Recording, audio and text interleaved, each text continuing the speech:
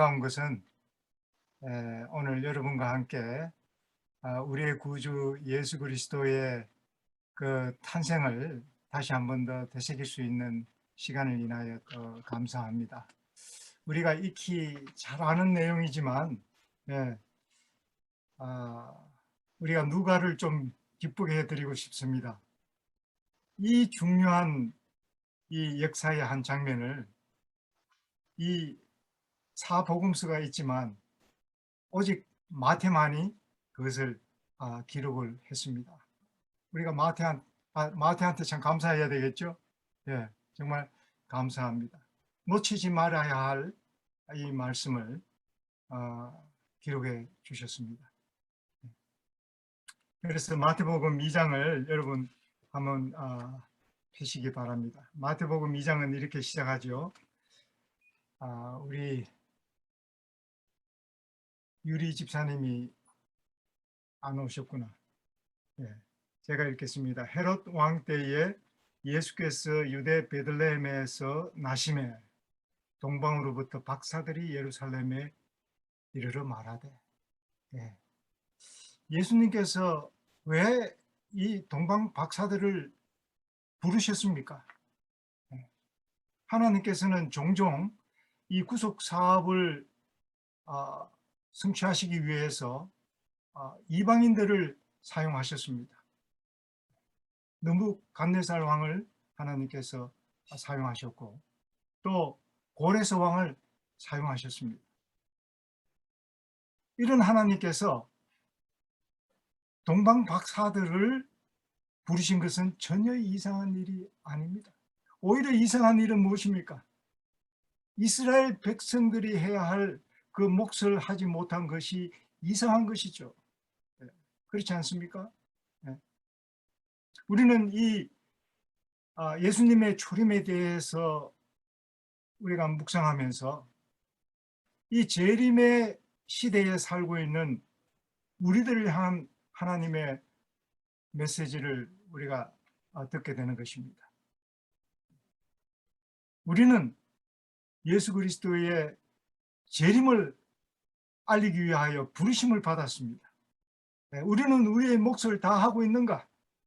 우리는 진정으로 스스로 예수 그리스도의 재림을 기다리며 영광스러운 주님을 맞이할 준비를 하고 있는가?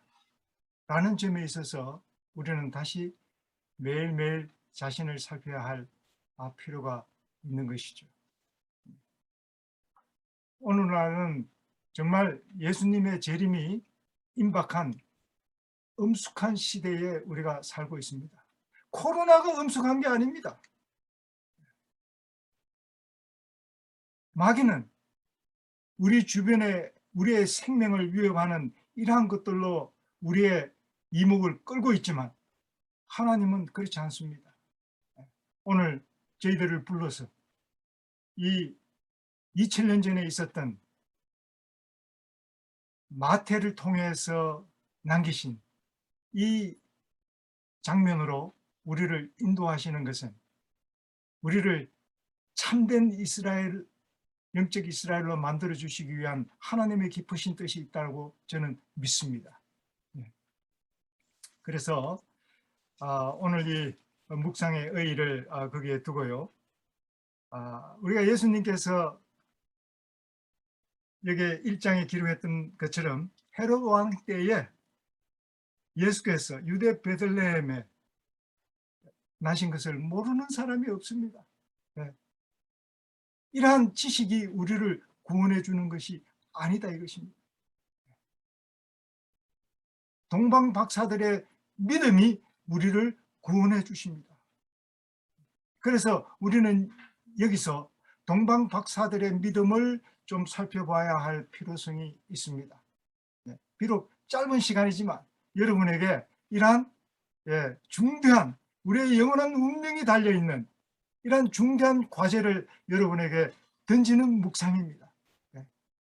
이 성경 정근을 우리가 어떻게 묵상에 다 할 수 있겠습니까?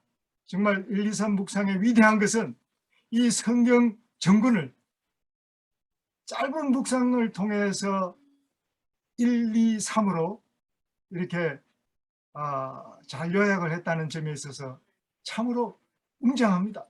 예. 매일매일 성경 한 권을 설교하는 것이 1, 2, 3 묵상입니다. 예. 오늘 이 묵상도 예외는 아닙니다. 예. 우리가 이 말씀을 통해서 정말 이 시대에 예수 그리스도의 재림을 우리가 더 잘 준비할 수 있다면 하나님께서 기뻐하시고 그 일을 이루시기 위하여 우리에게 모든 필요한 것들을 하나님께서 넉넉히 공급할 것입니다. 그리고 성령을 기름 붓듯 우리에게 부어주시지 않으시겠습니까? 선악비처럼 우리에게 성령을 부어주실 것입니다. 여기에 이 동방 박사들이 어떻게 해서 이 예루살렘으로 오게 되었을까? 무엇이 동방 박사들로 하여금 예루살렘으로 그렇게, 이 예루살렘은 이 동방 박사들에게는 이방인 나라입니다. 이스라엘 민족들에게는 이 동방 박사들이 이방인이지만 동방 박사들에게는 이 또 유대인은 이방 나라입니다. 이러한 유명하지도 않는 이러한 이방 나라에 아주 비싼 가장 좋은 예물을 가지고 그리고 밤에만 여행할 수 있는 특이한 여행을 왜 결정했습니까? 왜 결심했습니까? 무엇이 그들로 하여금 그렇게 하게 하였나 이 말입니다. 무엇이 우리로 하여금 이단이다 뭐 온갖 조롱을 받아가면서도 이 적은 무리에 우리가 속해서 제7일 안식일 예수 재림 교인이 되었습니까? 무엇이 우리로 하여금 그렇게 하였습니까? 예수님에 대한 믿음입니다. 믿음입니다. 이 동방 박사들은 이방인으로서 유대인의 왕에 대해서 연구하는 사람들이 아니었습니다.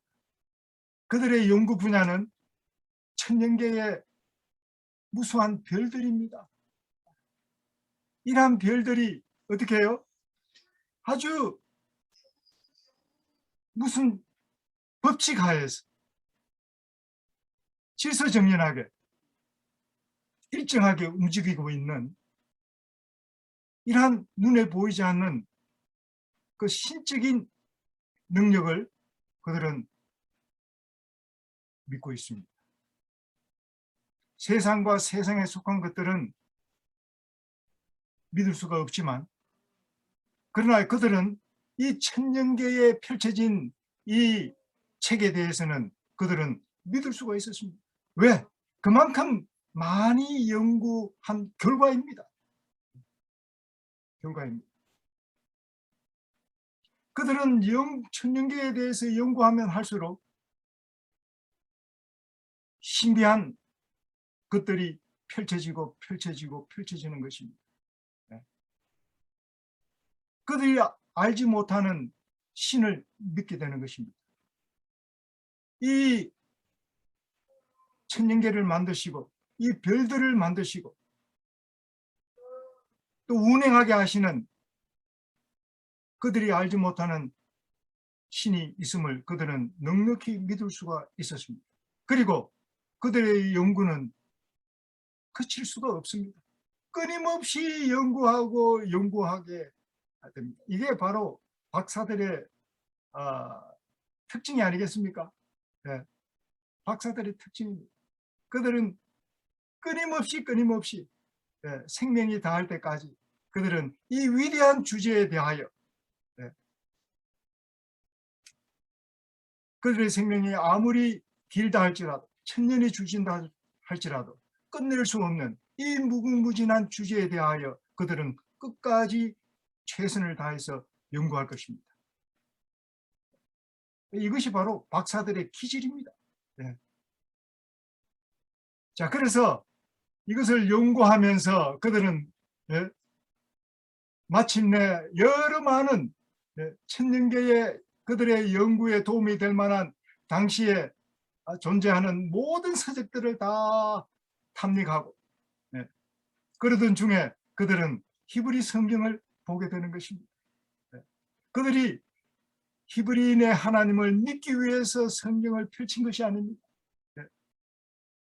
그들의 연구 분야를 연구하기 위해서 하나님께서 인도하셨습니다. 그래서 그 책을 연구하던 중에 그들의 관심은 어디 있어요? 부동산 매매업자들은 집에만 관심이 있습니다. 어느 동네에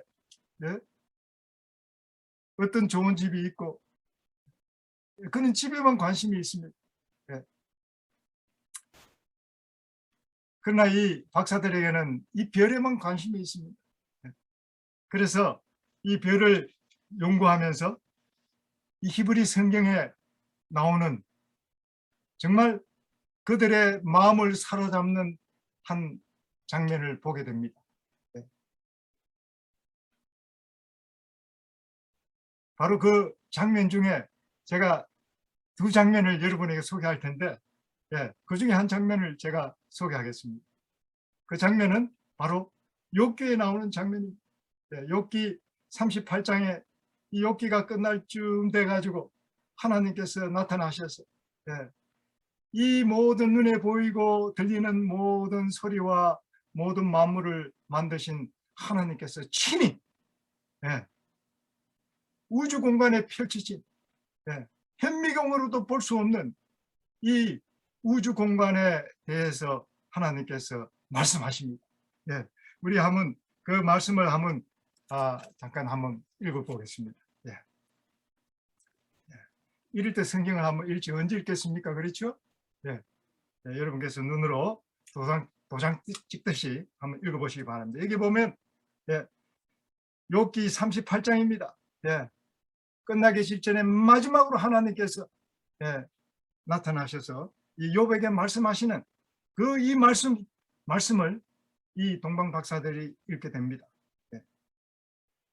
내가 묘성을 메어 묶을 수 있느냐? 삼성의 띠를 풀 수 있느냐?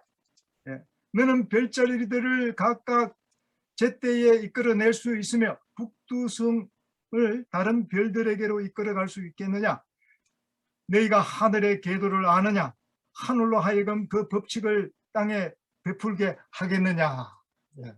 이 짧은 말씀이지만 이 동방 박사들이 정신이 번쩍 들었어요. 엄청나게 한 대 머리를 얻어맞은 기분입니다. 그러나 기분 나쁜 그런 기분이 아니에요. 엄청난 충격입니다. 자기들은 평생에 박사가 되기까지 평생에 그들은 이 분야에 대해서 연구한 전문가입니다.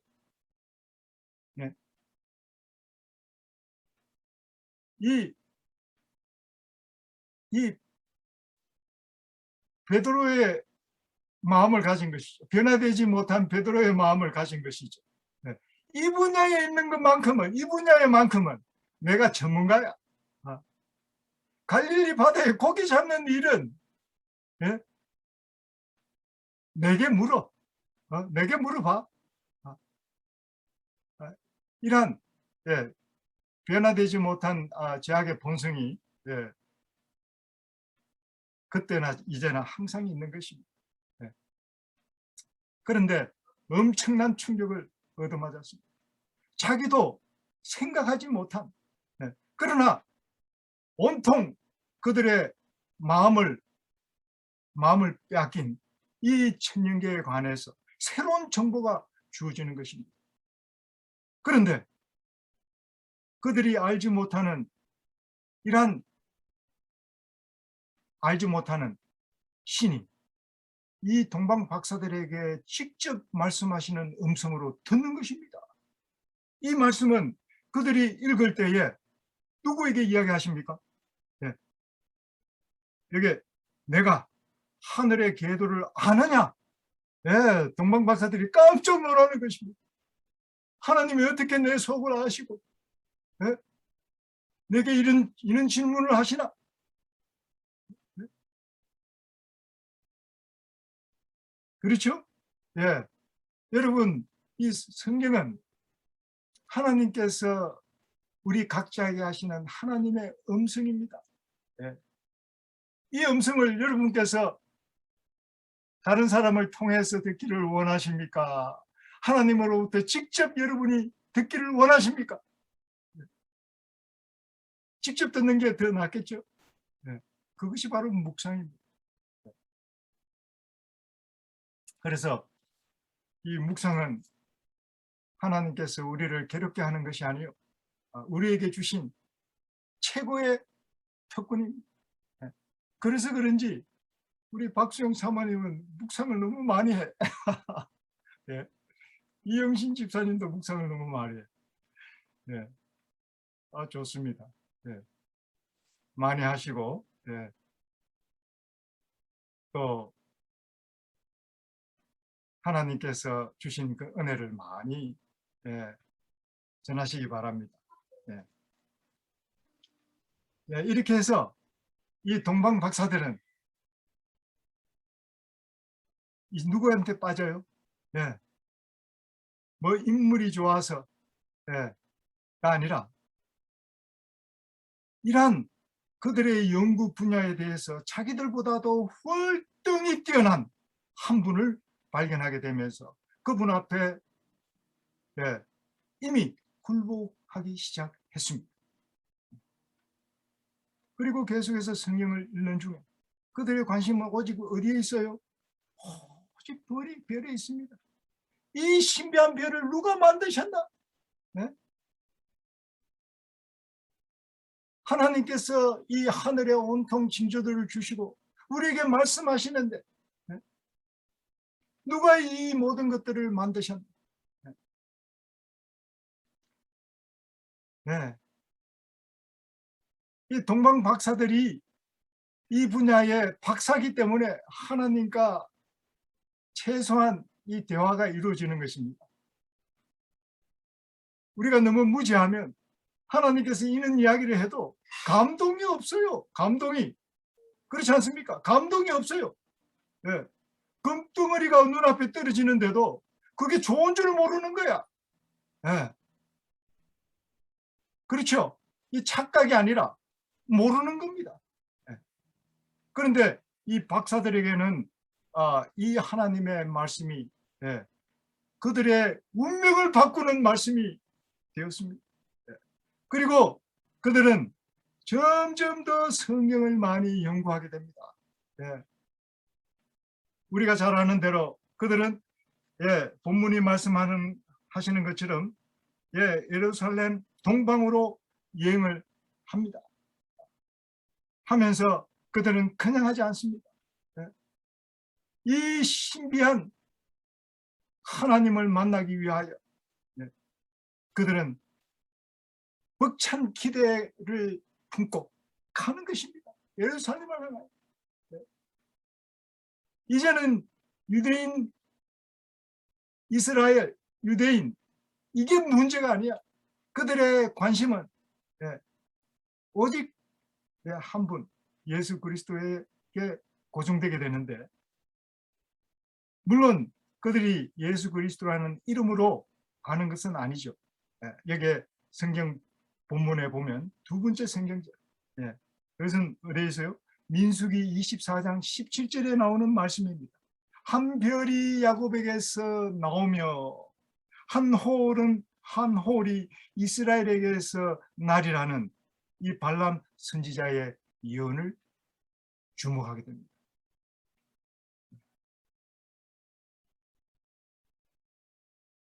그들은 이미 하나님에게 그 마음이 굴복되기 시작했습니다. 무슨 말을 하더라도 믿을 수 있는 그러한 경지에까지 갔습니다.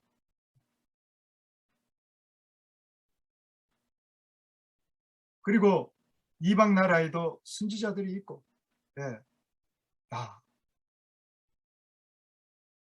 그 나라의 신들과 또 신들을 그 기별을 전하는 선지자들이 있습니다. 그러니까 유대인들의 이스라엘 백성의 그 선지자 중에 이 발람 선지자가 남긴 이 하나님의 메시지 속에 뭐가 있어요? 그들이 그토록 관심을 갖고 있던 별에 대해서 또 나오는데, 이 심상치 않은 별이야. 내용 자체가 수많은 별들이 있는데 그 별 중에서 심상치 않은 이야기를 선지자가 하는 것입니다.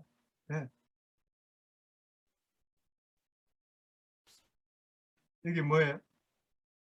한 별이 야곱에게서 나오며 한 홀이 이스라엘에게서 나리라는 이 말씀. 그들은 이제 그들의 관심이 이 천체의 별에서 어디로 옮겨가는 것입니까? 이 모든 별들을 만드신 이 유대인의 왕에 관심을 갖게 되는 것입니다. 이제 그들이 알지 못하는 이 유대인의 왕이 누군지는 몰라도 이분이야말로 내가 살아서 만날 수 있다면 내가 지금 죽어도 여한이 없다. 이분을 만나러 그 길이 아무리 멀고 험악할지라도 그곳에는 갈 만한 이유가 있다. 그렇지 않겠습니까? 여러분이 우리가 이 동방 박사의 마음을 어찌 그렇게 잘 알 수 있겠습니까? 아마 제가 오늘 여러분에게 드린 말씀보다도 더할 것입니다. 더할 것입니다. 표현할 길이 없습니다. 그들이 박사로서 이방인의 나라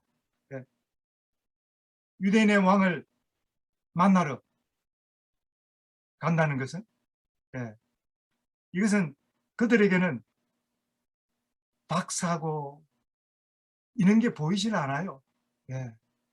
내가 박사인데 이렇게 이런 게 보이지 않아요. 자존심 이런 게 없어요.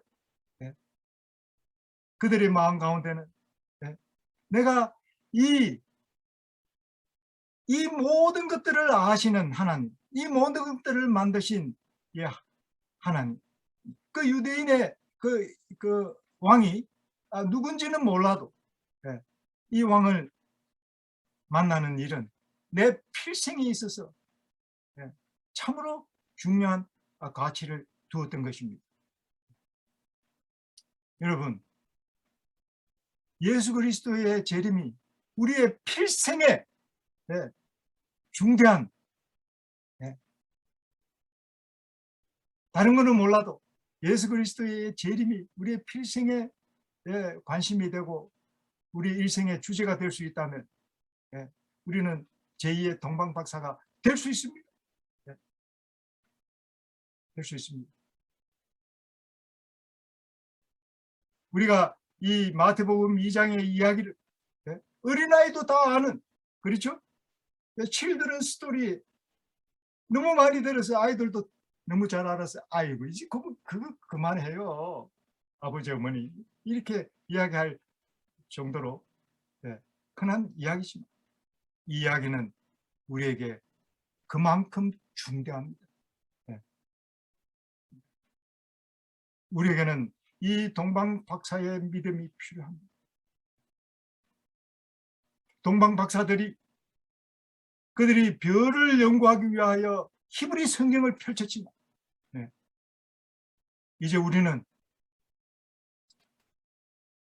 동방 박사들의 믿음을 따라서 2000년 전에 출임하신 그 예수님이 또 동일한 히브리 성경에 또 하나님께서 내가 다시 오시겠다고 약속하셨습니다.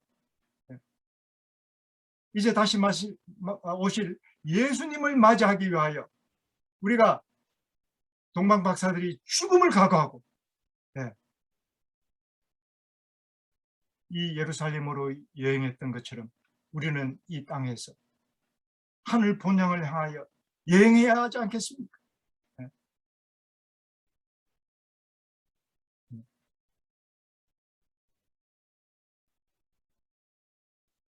예, 바로 이 순간에, 바로 이 순간에, 예, 하늘에서는, 예, 갑자기 그들이 별을 연구하고 이러한 장면을 묵상하면서 자연히 그들이 하늘을 쳐다보지 않겠습니까? 예, 이건 아주 자연적인 현상입니다. 하늘을 한 번 더 쳐다보게 될 것입니다. 예, 바로 그때 하늘에서는 이상한 별이 빛나고 있었습니다. 이상한 별이 빛나고 있었습니다. 예, 왜냐하면 그들이 천체를 연구했기 때문에 저 빛나는 별이 항성인지 유성인지 그들은 금방 분별할 수가 있었습니다. 그런데 지금까지 연구한 별하고는 전혀 다른 것입니다. 예. 유성도 아니야, 항성도 아니야. 예. 이상한 별이야. 저게 무슨 괴물인가? 예? 하늘은 거짓말을 하지 않는데, 예. 이 모든 것을 만드신 천년계의 하나님은 절대 거짓말을 하지 않는데, 한 번도 거짓말을 한 적이 없어. 일정하게 그 궤도를 따라서 돌고 있는 것을 그들은, 예, 연구해 왔기 때문에 그렇습니다. 예. 0.001의 오차도 없이 정확하게, 예, 운행하시는 그 하나님을 아시기 때문에 저게 뭐야? 예?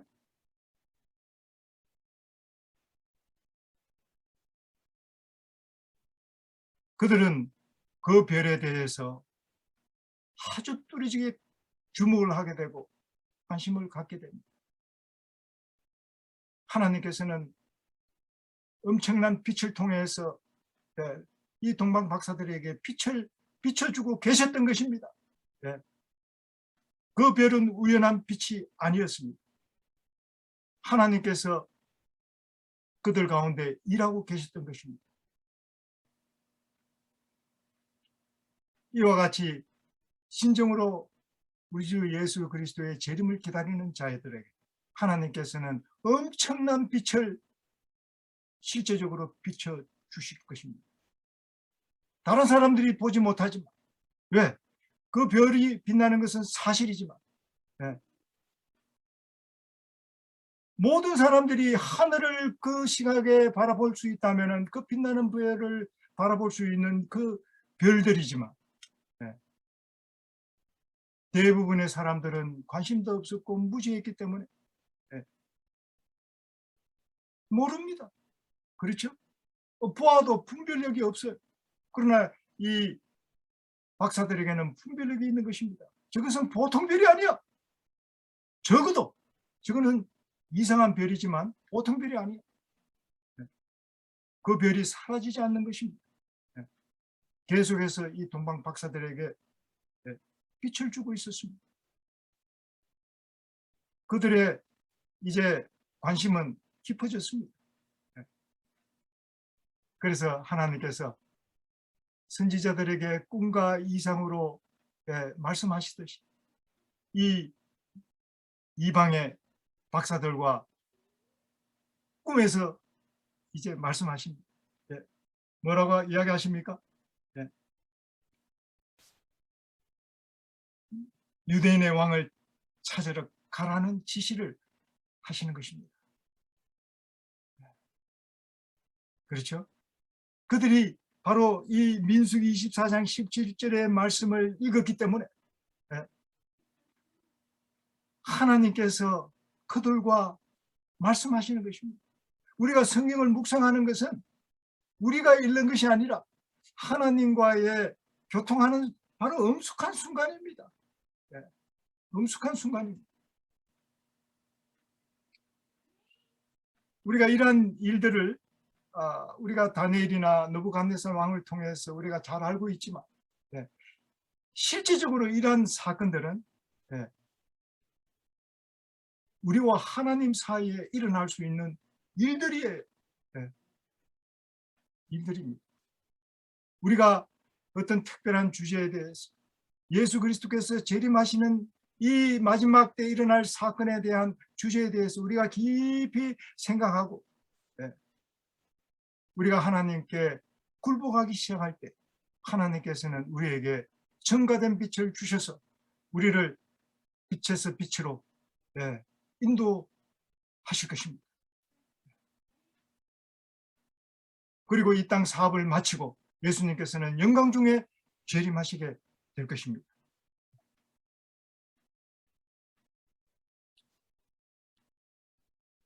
그래서 마침내 이 동방 박사들은 이 예루살렘으로 향하여, 예, 이 별을 보고 여행을 해야 되기 때문에, 예, 그들은 밤에만 여행을 할 수 있었습니다. 예, 그래도 지루하지 않았어요. 왜? 낮에는 부지런히 이 성경을 연구하게 되었습니다. 그들은 이 성경을 다른 어떤 책보다도 이 히브리 성경을 연구할 수 있는, 예, 이유가 있었던 사람들이었습니다. 예. 다른 책들에서는 그토록 그들의 마음을 빼앗을 수 없었고, 예, 흥미를 일으킬 수 없었지만 이 히브리 성경은 달랐습니다. 그들의 온 생애를 바칠 만한, 예, 엄청난 가치를 깨닫게 되었습니다. 네. 그들은 이 갑자기 빛나는 이 하늘의 별들에 대해서 그들은 관심을 갖게 되었고, 거기에 그들의 필생을, 예, 일생을 걸 만큼, 예, 그렇기 때문에 그 위험한 길을 가다가 죽을 수도 있는데 그럼에도 불구하고 갔다는 건 아니겠습니까? 예. 이제 그들은 여전히 이 유대인의 왕에 대해서 잘 알지 못했지만, 예, 그들은 목숨을 다하고 힘을 다하고 마음을 다하고 뜻을 다해서 그들은 이 유대인의 왕, 예, 유대인의 왕을 찾아러 가는 일에 그들의 모든 것들을, 예, 헌신합니다. 그렇죠? 예, 헌신합니다. 예, 이러한, 예, 우리는 솔직히 말해서 이 시대의 동방 박사들 아닙니까? 예? 우리 제7일 안식일 예수 재림교인들은 일찍이, 예, 이영신 집사님 일찍이 이 책들의 백성이었습니다. 박사들이었습니다. 예. 성경에 대해서 박사들이, 예. 예. 책을 읽는 백성들이었습니다. 예. 그런데 오늘날 어떻게 됐습니까? 예. 이 유대인들은, 예, 먼저 이 사실을 알고, 예, 그들이 유대인의 왕을 기다리고 준비시켜야 했습니다. 백성들을. 예. 그런데 하나님께서 이 이방인 박사들을 불렀다는 것은 유대인들이 준비되지 않았다는 겁니다. 예. 준비되지 않았다는 겁니다. 예.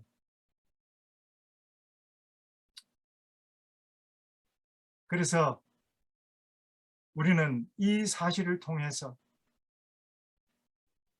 이 라오디게아 시대의 현실을 우리가 깨닫고, 우리는 이 시대에 동방 박사들이 되어야 합니다. 예, 이거는 실제적으로 우리는 그렇게 되어야 합니다. 예, 왜냐? 오늘날 이스라엘 백성들을 통해서 이 복음 사업을 마치고자 하려고 하신 하나님의 뜻이 계셨지만, 그러나 그들이, 예, 이것을 거절함으로 인해서 실패했습니다. 그래서 하나님께서는 교회를 통해서 이 마지막 사업을 성취하시기로 하셨습니다. 촛대를 육적 이스라엘에게서 영적 이스라엘로 옮기신 것입니다. 교회로 옮기신 것입니다. 이 이야기를 하나님께서 2000년 전에 마태복음 2장 동방박사를 통해서 이야기를 해주시는 것입니다. 이 하나님께서 이 동방박사들을 왜 부르셨습니까? 그들을 통해서 유대 백성들에게 유대인의 왕의 탄생을 알리시고자 하시는 하나님의 계획을 실현하시기 위해서 하신 것입니다. 오늘날 이 교회를 통해서 이 영적 이스라엘 백성을 통해서 하나님께서는 이제 다시 오시는 예수 그리스도의 영광스러운 재림을 아버지 온 세상에 알리기 위해서 하나님께서 일하기 시작하셨는데 바로 계시록 10장에서 다시 그 예언을 온 세상에 선포하도록 일을 시작하신 지가 벌써 1844년 이후에 지금 얼마나 흘렀습니까? 많이 흘렀죠. 지금 2021년입니다. 예수님의 재림의 심히 임박할 때에 우리는 졸고 있을, 자고 있을 시간이 없습니다. 시간이 다 되었기 때문에 여기서 마칠 수밖에 없는데 이 동방 박사들의 이 믿음, 그들이 아무리 박사고 천년계를 연구를 했다 하더라도 그것 때문에 그들이 믿을 수 있는 것은 아닙니다. 천체는 믿을 수 있지만 민수기 24장 17절에 있는 유대인의 왕을 믿는 일은 그것은 이 세상의 어떤 지식과 철학으로 되는 일이 아닙니다. 하나님이 그들과 함께 하네 하시면 그들은 도무지 믿을 수 없고 또 이 예루살렘을 향하여 떠날 마음조차도 품을 수가 없습니다. 그러나 그들이 그렇게 할 수 있었다는 것은 그것은 하나님의 역사입니다. 결국 이 그들이 빛나는 그들이 발견한 그 빛나는 별들의 정체는 뭐였습니까? 하나님께서 그들을 인도하는 천사들의 무리였다는 것이 영감의 글을 통해서 밝혀집니다. 그리고 오묘하게 하나님의 하시는 모든 일들이 오묘합니다. 그러나 사실입니다. 우리가 설명할 수 없을지라도 그것은 우리가 얼마든지 온전히 확실하게 전적으로 믿을 수 있는 진리입니다. 하나님께서 그들을 예루살렘까지 인도하셨고 마침내 그들이 답을 얻게 됩니다. 유대 땅 베들레헴에서. 그렇죠? 여기에 나오죠? 여기 말씀. 유대 땅 베들레헴아 너는 유대 고을 중에서 가장 작지 아니하도다. 내게서 한 다스리는 자가 나와서 내 백성 이스라엘의 목자가 되리라. 미가 선지자, 여기 또 선지자가 나오지 않습니까? 처음에는 발람 선지자, 그 다음에는 미가 선지자. 그들을 여기까지 실망시키지 않았던 하나님께서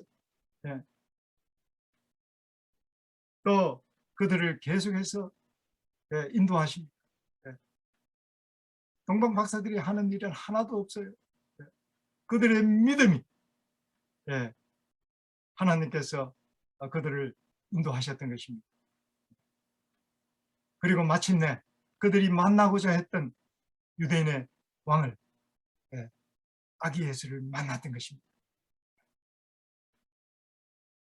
이게 민수기 24장 17절은 뭐라고 예언을 했습니까? 여기에 한 별이 야곱에게서 나오며 한 홀이 이스라엘에게서 날이라고 이야기해요. 그렇죠? 그래서 거기서 탄생하는 아기를 보고 경배하는 일은 이 동방 박사들에게는 이상한 일이 아닙니다. 이스라엘 백성들이 아무도 영접하지 아니하고 그것을 목격하지 못했기 때문에 이상하게 여길 수도 없죠. 그러나 이 동방 박사들에게는 너무나 당연한 일이고, 그들이 값진 예물을 가져와서 그 앞에 놓을 만한 충분한 가치가 있었던 것입니다.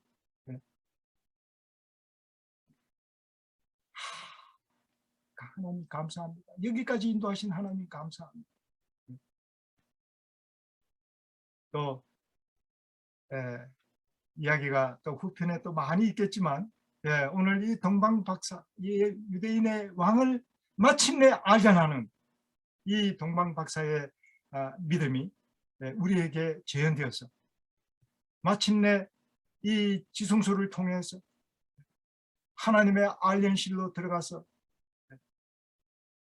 우리를 언제나 참소하시는 사단의 참소를 하나님께서 막으시고 당신의 피로 우리를 의롭게 해주시는 예수 그리스도를 알견하시는 그날까지 하나님께서 우리와 함께 해주시기를 간절히 바라면서 오늘 묵상을 마치겠습니다. 감사합니다. 기도하겠습니다.